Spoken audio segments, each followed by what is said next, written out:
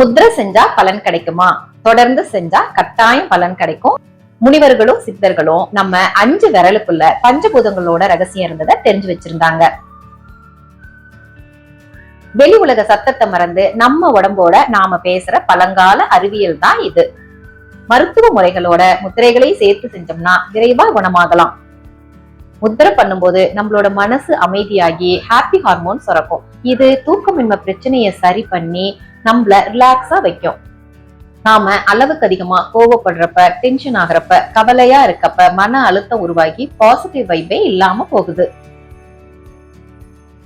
இதனால உடம்புல இருக்க சக்கரங்களும் நாடிகளும் பாதிக்கப்பட்டு அது நோயா உண்டாகுது.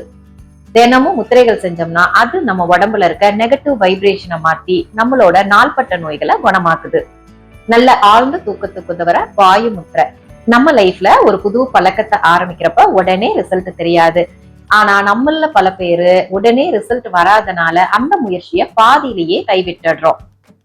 ஆனா உண்மை என்னன்னா நம்மளோட உழைப்பு வீணாகிறது இல்ல, அது உள்ளுக்குள்ள சேர்ந்துகிட்டு இருக்கும்.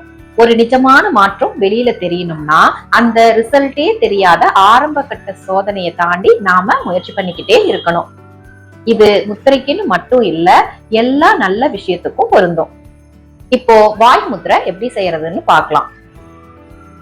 வாய் முத்திரை செய்ய நம்மளோட ஆள்காட்டி விரல் நுனிய கட்ட விரலோட அடி ரேகையில வச்சு மிதமான அழுத்தம் கொடுக்கணும். மத்த 3 விரல்களும் நேரா இருக்கணும்.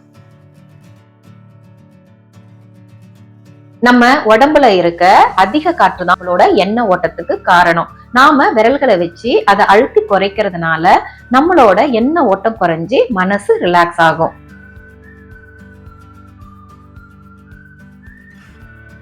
வாயு முத்திரைய 5 to 7 நிமிடங்கள் செய்யலாம். முத்திரை செய்யறப்ப இயல்பான மூச்சுல இருந்தா போதும். ஆக முத்திரைய செஞ்சா போதும். செஞ்சுதான் பாருங்களேன். தூக்கத்துக்கு உதவுற மத்த முத்திரைகளை தெரிஞ்சுக்க முத்ரான்னு கமெண்ட் பண்ணுங்க.